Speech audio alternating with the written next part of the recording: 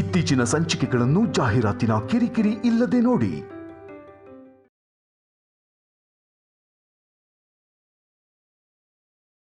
ಅಮ್ಮನವ್ರ ಸಾಕ್ಷಿಯಾಗಿ ಮೂಗುತಿನ ನಿನಗ್ ಕೊಡ್ತಾ ಇದ್ದೀನಿ.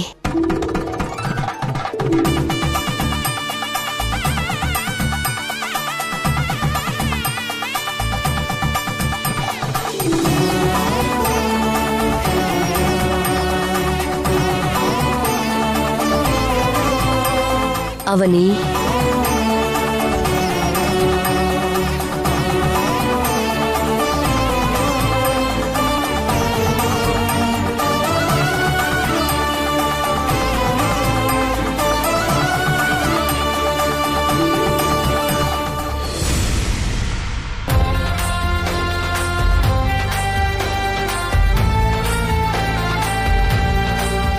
ಅಮ್ಮ, ನನ್ನ ಚಿಕ್ಕ ಸೊಸೆಗೆ ಆಶೀರ್ವಾದ ಮಾಡಮ್ಮ.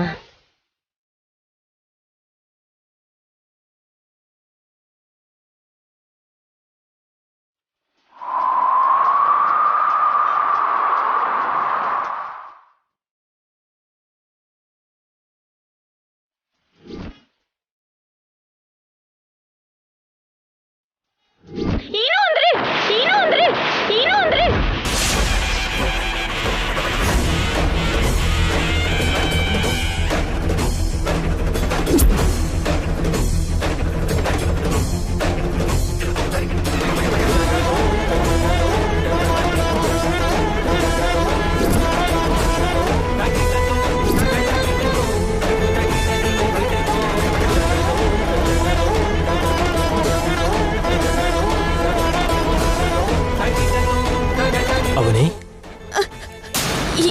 ಏನ್ರಿ, ನಾವು ಎಲ್ಲಿದ್ದೀವಿ? ನಮ್ಮನೇಲೇ ಇದ್ದೀವಿ. ನಮ್ಮನೇಲ? ಹಳ್ಳಿಯಿಂದ ಬಂದ್ಬಿಟ್ವಾ? ಹೊಲ ಉಳೋ ಕಾರ್ಯಕ್ರಮನ ಮುಗಿಸ್ಕೊಂಡು ಮಧ್ಯಾಹ್ನನೇ ಬಂದ್ಬಿಟ್ವಿ ಅಲ್ವಾ? ಮತ್ತೆ ಮೂಗುತಿ? ಅದೇ ರೀ, ಅತ್ತೆಯವರು ನನ್ ಮೂಗುಗೆ ಹಾಕಿರೋ ಮೂಗುತಿ ಎಲ್ಲಿ ಅಂತ ಕೇಳ್ತಿದ್ದೀನಿ. ಅಮ್ಮ ನಿನಗೆ ಯಾವಾಗ ಕೊಟ್ಲು? ಅಮ್ಮ ಕಳ್ಕೊಂಡಿದ್ ಮೂಗುತಿ ನಿನಗ್ ಸಿಕ್ಕಿದ್ಮೇಲೆ ಕ್ರೆಡಿಟ್ ತಗೋಬೇಕು ಅಂತ ಅದಕ್ಕೆ ಪ್ರಯತ್ನ ಪಟ್ರು. ನಾನ್ ನಿಜ ಹೇಳ್ಬಿಟ್ಟೆ. ಅಮ್ಮ ಸರ ಕೊಡಕ್ ಬಂದ್ರೆ ನೀನ್ ಬೇಡ ಅಂದೆ. ಊರಲ್ಲಿ ನಡೆದಿದ್ದು ಇದೆ. ಮತ್ ನೀನೇನು ಅಮ್ಮ ಮೂಗುತಿ ಹಾಕಿದ್ಲು ಅಂತಿದ್ಯಾ? ಕನ್ಸ್ಕಂಡ್ಯಾ? ಕನಸ ಅಷ್ಟೇ ಅಲ್ವಾ? ಮತ್ತೆ ನಾವು ಯಾವ್ದು ನಡಿಬೇಕು ಅಂತ ಜಾಸ್ತಿ ಸರಿ ಅನ್ಕೋತೀವೋ ಅದ್ ನಮ್ ಕನ್ಸಲ್ ಕೂಡ ಬರ್ತಾ ಇರತ್ತೆ. ಅತ್ತೆ ಮಾವಂಗೆ ನೀವು ನಮ್ ಮದ್ವೆ ವಿಷಯನ್ ಹೇಳ್ದ ಹಾಗೆ, ಅವರು ಕೋಪ ಮಾಡ್ಕೊಳ್ದೆ ನಮ್ಮನ್ನ ಅರ್ಥ ಮಾಡ್ಕೊಂಡ ಹಾಗೆ ಒಳ್ಳೆ ಕನ್ಸ್ ಬಿತ್ತು ರೀ. ಅತ್ತೆಯವರು ನನ್ನನ್ನ ಹತ್ರ ಕರೆದು ಆಶೀರ್ವಾದ ಮಾಡಿದ ಹಾಗೆ ಅದ್ಭುತವಾದ ಕನಸು ಬಿತ್ತು ರೀ. ನನ್ನನ್ ಸೊಸೆಯಾಗಿ ಒಪ್ಕೊಂಡು ಅಮ್ಮನವ್ರ ಎದುರುಗಡೆ ಮೂಗುತಿನ ನನಗೆ ಕೊಟ್ಟ ಹಾಗೆ ತುಂಬಾ ಅಪರೂಪವಾದ ಕನಸು ಕಂಡೆ. ಅತ್ತೆಯವರು ನನ್ನನ್ನು ಹತ್ರ ಕರೆದಿದ್ದು ಸಾಕ್ಷಾತ್ತಾಗಿ ಅಮ್ಮನವರೇ ನನ್ನ ಮೇಲೆ ಕರುಣಾ ಕಟಾಕ್ಷನ್ ತೋರಿಸಿದ ಹಾಗೆ ಸಂಭ್ರಮ ಪಟ್ಟೇರಿ. ನೀವು ನನ್ನ ಕೈಗೆ ಹಾಕಿದ್ರಲ್ಲ, ಈ ಅಮ್ಮನವ್ರ ಬಳೆಗಳ ಮಹಿಮೆಯಿಂದಲೇ ಇದೆಲ್ಲ ನಡೀತು ಅಂತ ನಾನು ತುಂಬಾ ಸಂತೋಷ ಪಟ್ಟೆ. ನನ್ ಕನ್ಸು ವಾಸ್ತವ ರೂಪಕ್ಕೆ ಯಾವತ್ ಬರುತ್ತೆ ರೀ? ನನ್ ಮನ್ಸಿಗಾಗೋ ನೋವು, ನನ್ ಯೋಚನೆನಲ್ಲಿರೋ ತಳಮಳ, ನನ್ನ ಮಾನಸಿಕ ಸಂಘರ್ಷಣೆ ಯಾವತ್ತು ದೂರ ಆಗತ್ತೆ ರೀ? ಹೇಳ್ರಿ. ಅಮ್ಮನ್ ಮನ್ಸಿಗೆ ಹತ್ರ ಆಗ್ತಿದ್ಯಾ ಅಲ್ವಾ? ನಿನ್ ಕನ್ಸು ಕೂಡ ನಿಜ ಆಗೋ ದಿನ ಸದ್ಯದಲ್ಲೇ ಬರುತ್ತೆ. ಇನ್ನೇನು ಯೋಚನೆ ಮಾಡ್ದೇನೆ ಆರಾಮಲ್ಲಿ ಮಲ್ಕೋ, ಸರಿನಾ? ಮಲ್ಕೋ. ನೀವು ಸ್ವಲ್ಪ ಹೊತ್ತಿಲ್ಲೇ ಇರಿ. ಅರ್ಜೆಂಟ್ ವರ್ಕ್ ಇದೆ ಅಂತ ಹಾಲಲ್ಲಿ ವರ್ಕ್ ಮಾಡ್ತಾ ಇರ್ಬೇಕಾದ್ರೆ ನೀನ್ ಕಿರ್ಚಿದ್ ಕೇಳಿ ಬಂದೆ. ಇಲ್ಲ ಅಂದಿದ್ರೆ ಎಷ್ಟು ಭಯ ಪಡ್ತಿದ್ದೆ ನೀನು. ನನಗೂ ಇರಬೇಕು ಅನ್ನಿಸ್ತಿದೆ. ಆದ್ರೆ ಯಾವ ಕ್ಷಣದಲ್ಲಿ ಯಾರು ಬರ್ತಾರೋ ಗೊತ್ತಿಲ್ಲ. ನಾನು ಹೊರಗಡೆನೇ ಇರ್ತೀನಿ. ಏನಾದ್ರೂ ಅಗತ್ಯ ಇದ್ರೆ ನನ್ನನ್ನು ಕರೀರಿ.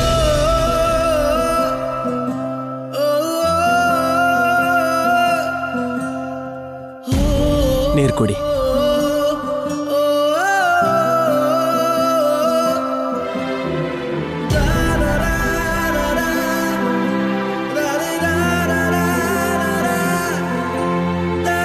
ಇನ್ ಮಲ್ಕೋ.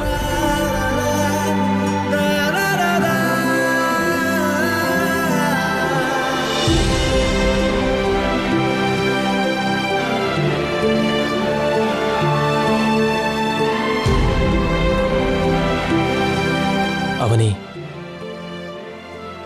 ಹುಷಾರು.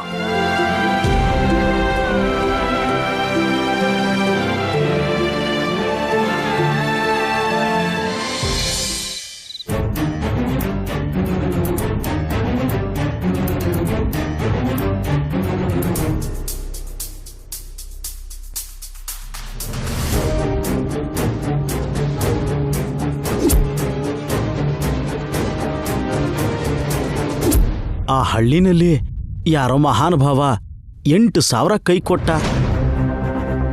ವಾರ 10 ದಿನದವರೆಗೂ ಎಣ್ಣೆಗೆ ಸರಿ ಹೋಗುತ್ತೆ ಅನ್ಕೊಂಡೆ. ಈ ಸ್ಪೀಟಲ್ ಎಲ್ಲ ಹೋಯ್ತು. ಎಣ್ಣೆಗೋಸ್ಕರ ನಾಲ್ಗೆ ನಾಟ್ಯ ಮಾಡ್ತಾ ಇದೆ. ಈಗೇನು ಮಾಡೋದು?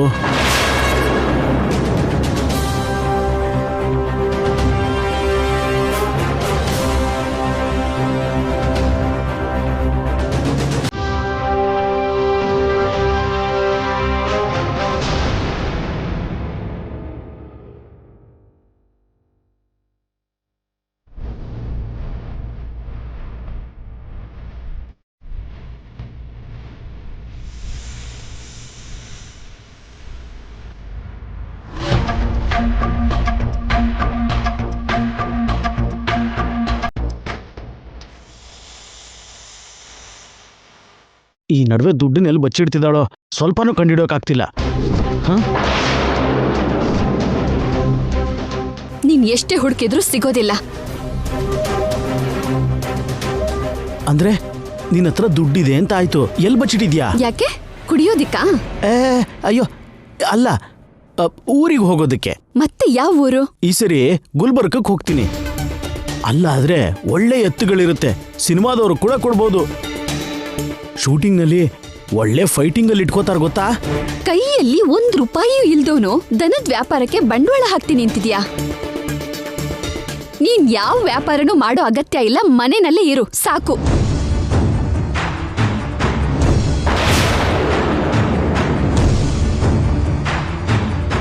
ದುಡ್ಡು ಅಲ್ಲಿದ್ಯಾ? ಬಿಡು, ನಿನ್ಗೆ ಹೇಳಿದ್ದು. ಬಿಡು ಅಂದ್ರೆ ನಿನ್ಗೆ ಹೇಳ್ತಿರೋದು. ಬಿಡು, ಬೇಡ.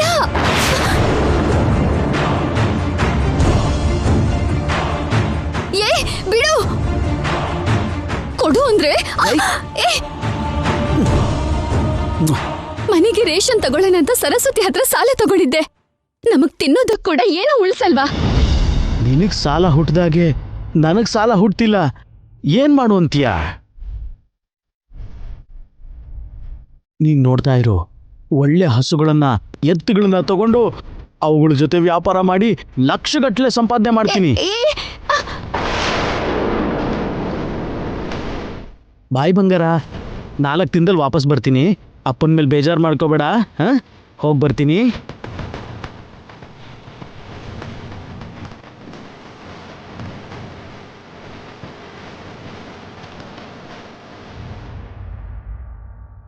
ಅಪ್ಪ ಬದಲಾಗಲ್ವಾ ಅಮ್ಮ?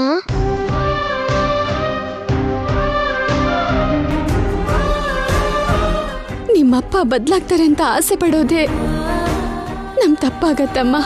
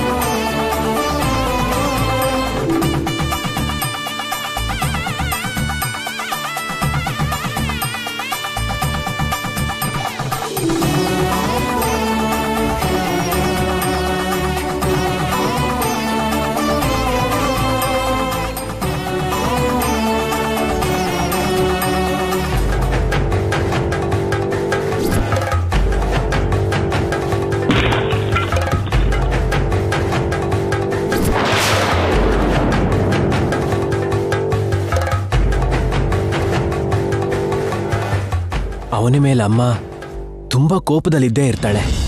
ಇಂಥ ಸಮಯದಲ್ಲಿ ತುಳಸಿ ಪೂಜೆ ಮಾಡೋದನ್ನ ಅಮ್ಮ ನೋಡಿದ್ರೆ ಏನಾದ್ರೂ ಹೇಳ್ಬೋದು.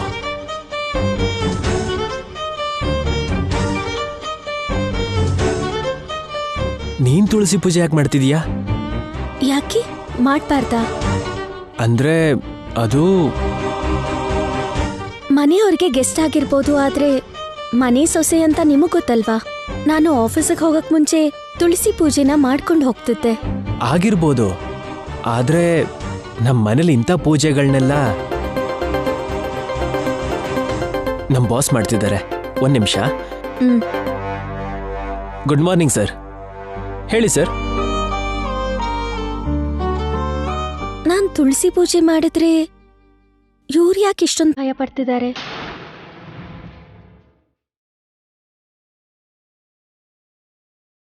ಅದ್ಗೆ ಆ ಅವನಿಗೆ ಕಾರ್ಯಕ್ರಮದಲ್ಲಿ ಮೊದಲನೇ ಏಟು ಗಟ್ಟಿಯಾಗಿ ತಾಗಿದೆ.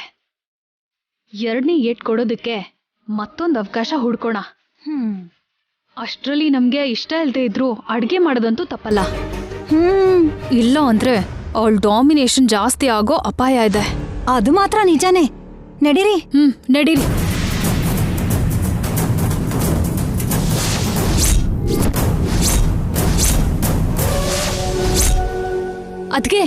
ಅದ್ಗೆ ಇಲ್ ಬನ್ನಿ. ಏನಾಯ್ತು ಲಾವಣ್ಯ? ಅದ್ಗೆ ಅಲ್ ನೋಡಿ.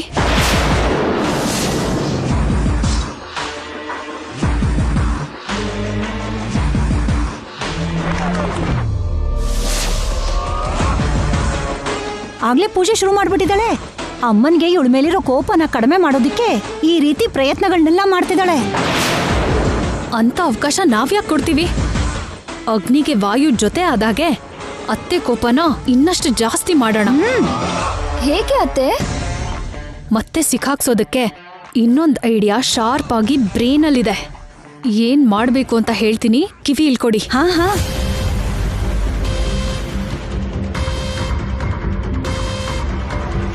ಹೇಗಿದೆ? ಬ್ರಹ್ಮಾಸ್ತ್ರ ತರ ಇದೆ. ಹಾಗಾದ್ರೆ ತಕ್ಷಣ ಉಪಯೋಗಿಸ್ಕೊಳ್ಳೋಣ ಬನ್ನಿ.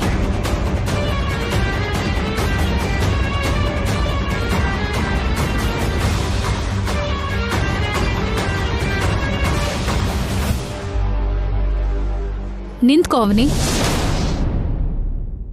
ಪೂಜೆ ಅಂದ್ರೆ ತುಂಬಾ ಇಷ್ಟನಾ? ಹೌದು. Very good. ಹೀಗೆ ಕಂಟಿನ್ಯೂ ಮಾಡು. ನೆನ್ನೆ ನಡೆದಿದ್ದಕ್ಕೆ ನಮ್ಮತ್ತೆ ನಿನ್ನ ಕ್ಷಮಿಸ್ತಾರೋ ಏನೋ. ಅಮ್ಮಮ್ಮನ್ ಕೋಪ ಕಮಲದ ಹೂವಿನ ಮೇಲಿರೋ ನೀರಿನ ಹನಿ ಹಾಗೆ ಬೇಗ ಜಾರೋಗುತ್ತೆ. ಅದ್ಕೆ ಏನ್ ಲಾವಣ್ಯ? ತುಳಸಿ ಕಟ್ಟೆ ಹತ್ರ ದೀಪ ಇಟ್ಟು ಪೂಜೆ ಮಾಡಿದವರು ದೇವ್ರ ಮನೇಲೂ ಕೂಡ ದೀಪ ಹಚ್ಬೇಕಲ್ವಾ ಅದ್ಗೆ? ಹೌದಲ್ವಾ? ನಮ್ಮ ಮನೆ ರೂಲ್ ಅಲ್ವಾ? ಹಾ. ನಿಮ್ ಮನೆ ವಿಷಯ ನಮಗ್ ಗೊತ್ತಿಲ್ಲ, ಆದ್ರೆ ನಮ್ ಮನೆಯಲ್ಲಿ ಇದೇ ಸಂಪ್ರದಾಯ ನಡೀತಾ ಇರೋದು. ಹಾಗ್ ಮಾಡಿಲ್ಲ ಅಂದ್ರೆ ಪೂಜೆ ಅರ್ಧ ಆಗಿರೋ ಹಾಗಿರುತ್ತೆ. ಈ ತರ ಎಲ್ಲ ಪೂಜೆಗಳು ನಮ್ಮಮ್ಮನ್ಗೆ ಇಷ್ಟ ಆಗಲ್ಲ. ಇಷ್ಟ ಆಗದೆ ಇರೋದಲ್ಲ, ನೆನ್ನೆಗಿಂತ 4 ಬೈಗುಳ ಜಾಸ್ತಿ ಬರುತ್ತೆ ಕೂಡ. ಬೈದ್ರೆ ಅವಳೆ ಬೈಸ್ಕೊತಾಳೆ, ನಮಗ್ಯಾಕೆ ಬಿಟ್ಬಿಡೋಣ? ಮನೆ ಸಂಪ್ರದಾಯನ ನಾನ್ ಯಾಕೆ ಬೇಡ ಅಂತೀನಿ? ದೇವ್ರ ಮನೇಲೂ ದೀಪ ಹಚ್ತೀನಿ.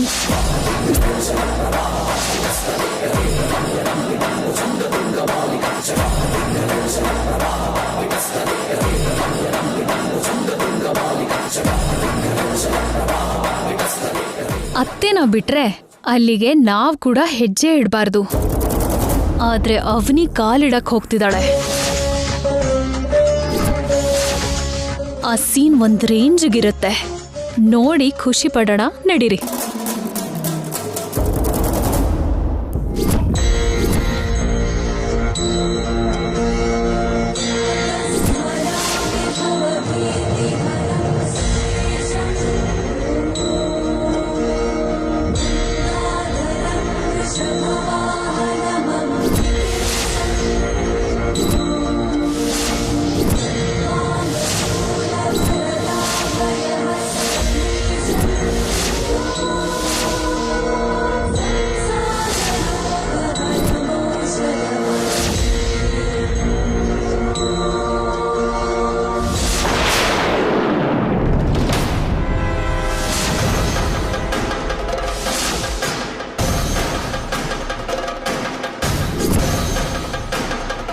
ಆಲ್ರೆಡಿ ಅತ್ತೆ ಅಖಂಡ ದೀಪನ ಹಚ್ಚಿದ್ದಾರೆ. ಸಾಯಂಕಾಲವರೆಗೂ ಆ ದೀಪ ಬೆಳಗ್ತಾನೆ ಇರುತ್ತೆ. ಆದ್ರೆ ಅವನಿ ಅಲ್ಲಿಗೆ ಕಾಲಿಟ್ಟ ತಕ್ಷಣನೇ ಆ ದೀಪ ಆರ್ ಹೋಗ್ಬೇಕು. ಅತ್ತೆ ಅಪಶಕ್ನ ಆಗಿದೆ ಅಂತ ಭಾವಿಸ್ಬೇಕು. ಆಮೇಲೆ ಅತ್ತೆಗೆ ಯಾರು ತಡಿಯಕ್ಕಾಗದೇ ಇರೋಷ್ಟು ಕೋಪ ಬರಬೇಕು. ಅದರಿಂದ ಅವನಿ ಮನೆಯಿಂದ ಔಟ್. ಕೇಳ್ತಾ ಇದ್ರೇನೆ ಮನಸ್ಸು ಸಂತೋಷ ಆಗ್ತಿದೆ. ಆದಷ್ಟು ಬೇಗ ಕಣ್ಣಾರೆ ನೋಡ್ಬೇಕು. ನಾವ್ ಅನ್ಕೊಂಡಿರೋ ಹಾಗೆ ಪ್ಲಾನ್ ಕರೆಕ್ಟಾಗಿ ನಡಿಬೇಕು. Okay okay.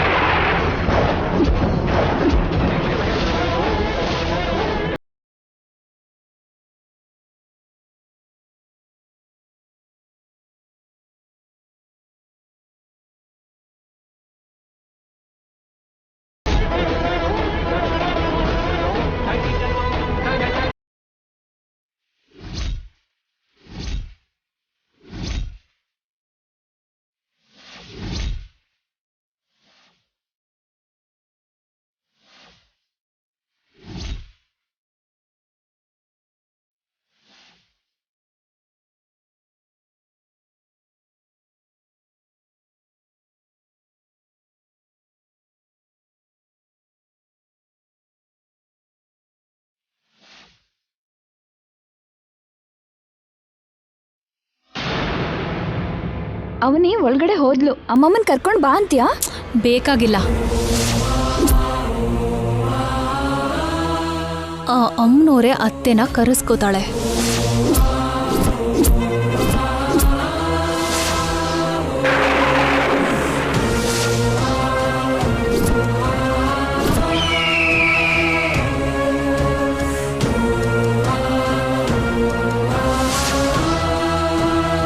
ಇಂಥ ದೇವ್ರ ಮನೇನ ನಾನ್ ನೋಡಿರುವ ಯಾವ ಮನೆಯಲ್ಲೂ ಇರಲಿಲ್ಲ.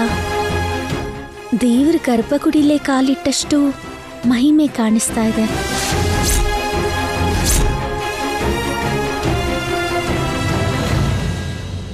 ಅವನಿ ಅವನಿ ಅವನಿ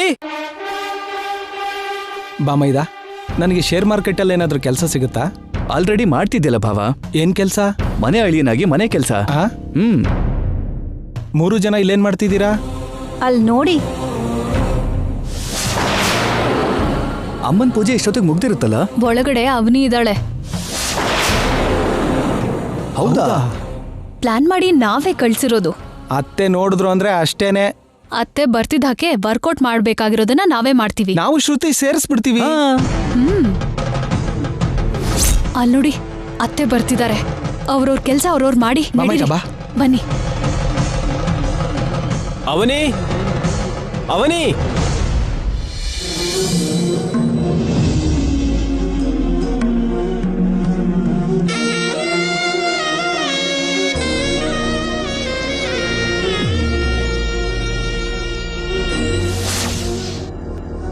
ಪರಿಸ್ಥಿತಿಗಳಿಂದ ಯಾರಿಗೂ ಸೊಸೆ ಅಂತ ಹೇಳ್ಕೊಳ್ದೇನೆ ಈ ಮನೇಲಿ ಕಾಲಿಟ್ಟಿದ್ದೀನಿ. ಶ್ರೀಕರ್ ಅವ್ರು ಮಾತ್ರ ನನ್ನ ಪ್ರೀತಿಸಿ ಸ್ವಚ್ಛವಾದ ಮನಸ್ಸಿನಿಂದ ಈ ತಾಳಿ ಕಟ್ಟಿದ್ದಾರೆ.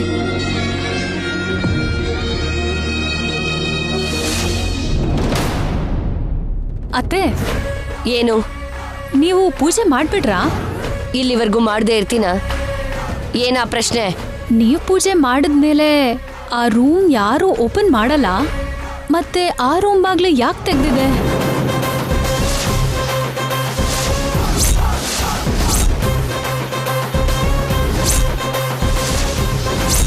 ಯಾರು ತೆಗ್ದಿದ್ದು? ನಮ್ಗೇನ್ ಗೊತ್ತಮ್ಮ? ನನಗ್ ಗೊತ್ತಿರೋ ಹಾಗೆ ಅವನೇ ಹೋಗಿರ್ತಾಳೆ.